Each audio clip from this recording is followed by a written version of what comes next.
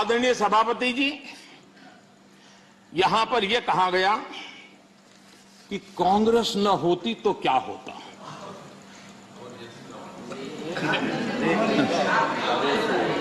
India is Indira, Indira is India, यही सोच का परिणाम है।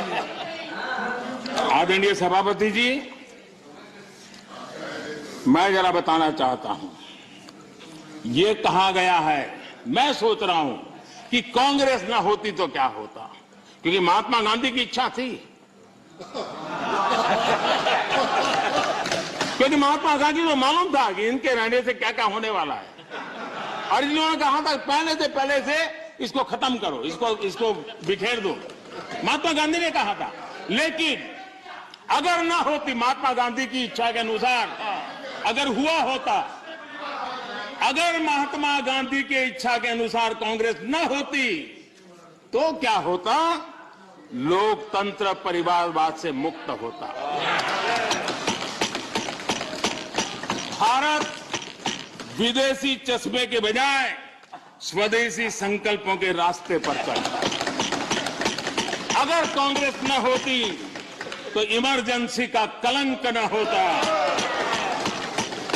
अगर कांग्रेस न होती तो दशकों तक करप्शन को संस्थागत बनाकर नहीं रखा जाता। अगर कांग्रेस न होती तो जातिवाद और क्षेत्रवाद की खाई इतनी गहरी न होती। अगर कांग्रेस न होती तो सिखों का नरसंहार न होता। सिखों का नरसंहार न होता। सालों साल पंजाब आतंकी आग में न जलता। अगर कांग्रेस न होती तो कश्मीर के पंडितों को कश्मीर छोड़ने की नौबत न आती। अगर कांग्रेस न होती तो बेटियों को तंदूर में जलाने की घटनाएं न होती। अगर कांग्रेस न होती तो देश के सामान्य मानवी को घर, सड़क, बिजली, पानी, शौचालय, मूल सुविधाओं के लिए इतने सालों तक इंतजार न करना पड़ता। आदरणीय सभापति जी, मैं गिनता रहूंगा। खड़गे जी, आपने भी 1 घंटा बोला। You are leader of the opposition. Please understand. आदरणीय सभापति जी, 1 hour 6 minutes पद्धति नहीं है। आदरणीय सभापति जी, कांग्रेस जब सत्ता में रही, देश का विकास नहीं होने दिया। अब विपक्ष में है तो देश के विकास में बाधा डाल रही है। अब कांग्रेस को नेशन पर भी आपत्ति है।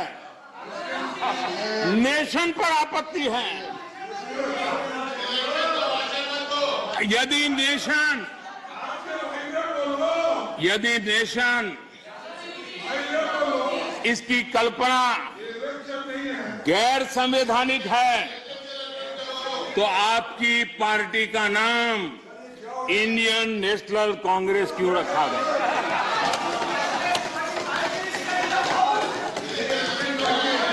अब आपकी ये नई सोच आई है तो इंडियन नेशनल कांग्रेस नाम बदल दीजिए और आप फेडरेशन ऑफ कांग्रेस कर दीजिए। अपने पूर्वजों की गलती जरा सुधार दीजिए।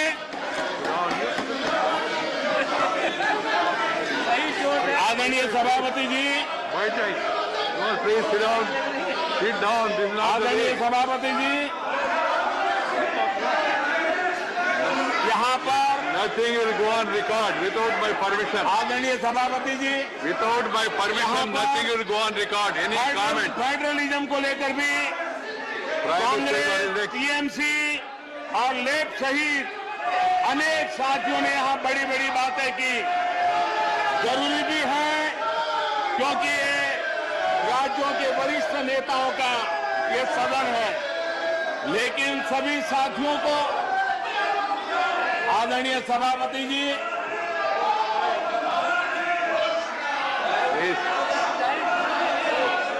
Nothing will go on record except what is permitted by the chair. Whatever is permitted by the chair will only go on record. No comment, no noise, no demonstration will go on record. Please, बैठ जाइए.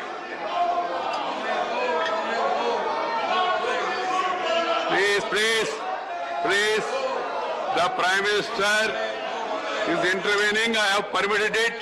It will only go on record. Ramdas ji, आप चिंता मत करिए. आप चिंता मत करिए. जो जाना है वो जाएगा. आप क्यों चिंता करते हैं? प्रधानमंत्री जी, yes. That is your comment, na? So let the people decide. Why when we speak, we don't bother about all this. धन्यवाद आदरणीय सभापति जी. लोकतंत्र में सिर्फ सुनाना ही नहीं होता है, सुनना भी लोकतंत्र का हिस्सा है. लेकिन सालों तक उपदेश देने की आदत रखी है, इसलिए जरा बातें सुनने में मुश्किल हो रहा है. सदी के दूसरे दशक में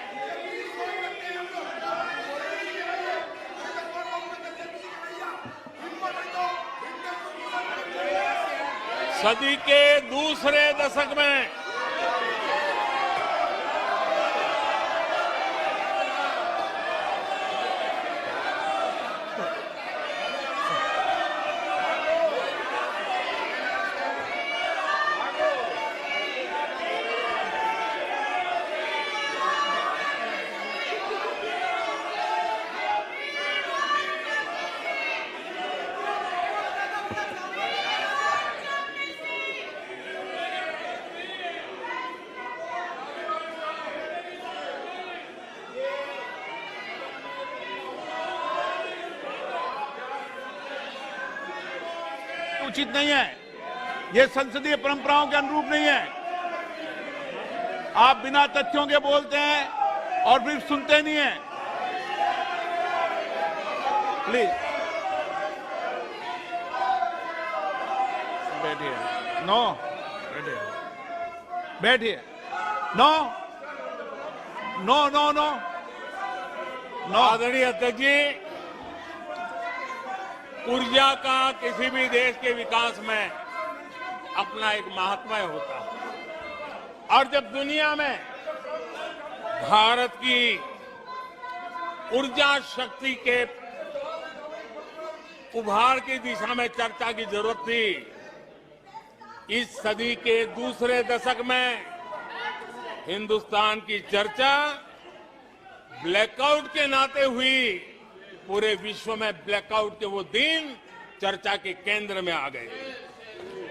कोयला घोटाला चर्चा में आ गया. आदरणीय अध्यक्ष जी, देश पर इतने आतंकी हमले हुए. 2008 के हमलों को कोई भूल नहीं सकता है, लेकिन आतंकवाद पर सीना तान कर आंख में आंख मिला करके हमले करने का सामर्थ्य नहीं था. उसे चुनौती को चुनौती देने की ताकत नहीं थी, और उसके कारण आतंकवादियों के हौसले बुलंद होते गए और पूरा देश 10 साल तक खून बहता रहा. मेरे देश के निर्दोष लोगों का वो दिन गए थे.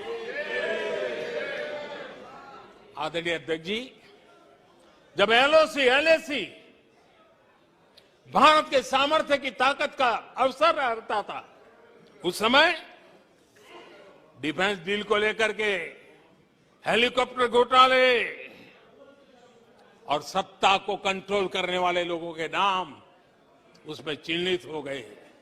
आदरणीय अध्यक्ष जी, जब देश के लिए जरूरत थी और निराशा के मूल में ये चीजें पड़ी हुई है, सब उभर करके आ रहा है.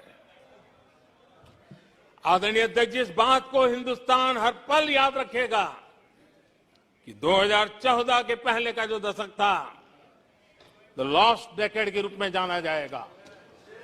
और इस बात को इनकार नहीं कर सकते कि 2030 का जो दशक है, ये इंडियाज डेकेड है पूरे विश्व के लिए